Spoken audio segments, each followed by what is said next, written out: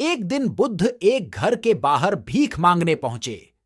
जैसे ही उसने दरवाजा खटखटाया, किसी महिला ने आकर खोला और बुद्ध को देखकर बोलने लगी, यह क्या? यह भिखारी सुबह कहां से आया?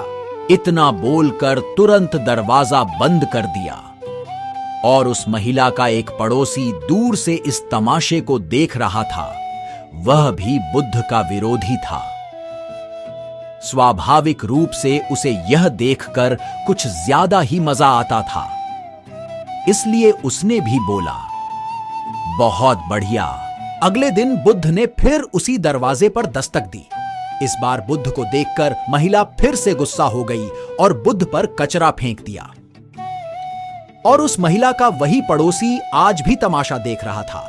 स्वाभाविक रूप से बुद्ध का ऐसा अपमान देखकर वह बहुत प्रसन्न हुआ।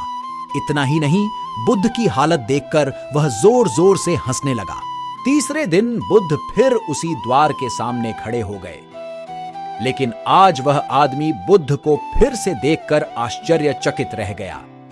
इससे पहले कि बुद्ध दरवाजा खटखटाए, उन्होंने बुद्ध को रोका और कहा, मैं एक ब्राह्मण हूं और मुझे हिंदू धर्म ग्रंथों के खिलाफ आपका बोलना बिल्कुल भी पसंद नहीं है, इसलिए मैं आपका कट्टर विरोधी हूं।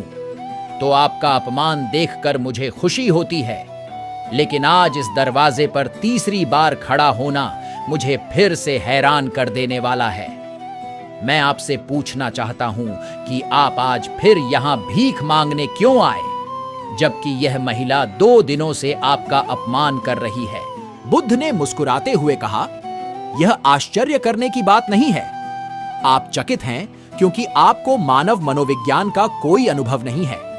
किसी का अपमान करना या किसी पर कूड़ा फेंकना भी कुछ देना होता है। हर अपाकर्षण आकर्षण का ही एक रूप है। कल अगर किसी इंसान कचरा दिया होगा तो एक दिन वह खाना भी देगा। हालांकि वह व्यक्ति बुद्ध की इस बात से संतुष्ट नहीं था, फिर भी उसने मौन रहना जरूरी समझा। शायद वह यह सोच रहा होगा कि दरवाजा खटखटाओ, फिर देखते हैं। बुद्ध ने फिर से दरवाजा खटखटाया। संयोग से उसी स्त्री ने आज फिर दरवाजा खोला और आज तो बुद्ध के सामने उसका क्रोध 7वें आसमान पर पहुंच गया और सही में उसे मारने के लिए हाथ में झाड़ू ले लिया।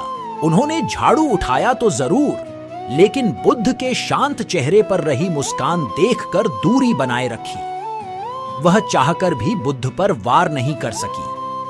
वह बुद्ध के चेहरे पर रही शुद्ध मुस्कान से इतनी प्रभावित हो गई कि उसने झाड़ू फेंक दी और तुरंत अंदर भाग गई और बुद्ध को देने के लिए रोटी ले आई।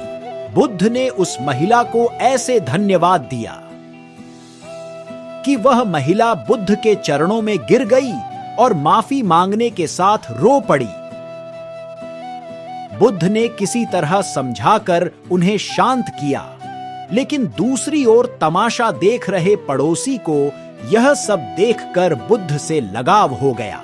वह भी दौड़ता हुआ आया और बुद्ध के चरणों में गिर पड़ा और उनसे दीक्षा की मांग करने लगा। बुद्ध हंसे और बोले, मैंने कभी किसी घर से इतनी बड़ी भीख नहीं मांगी। फिर भी आज भोजन के साथ साथ एक शिष्य भी मिल गया।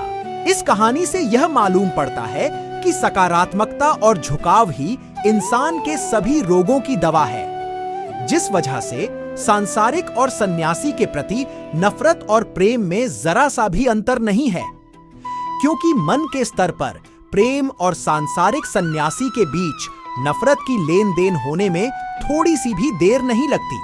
मन तभी शांत और स्थिर रह पाता है जब वह सभी तरह के लेन देन से ऊपर उठ जाए। इसलिए मिटा दें नफरत के बीज।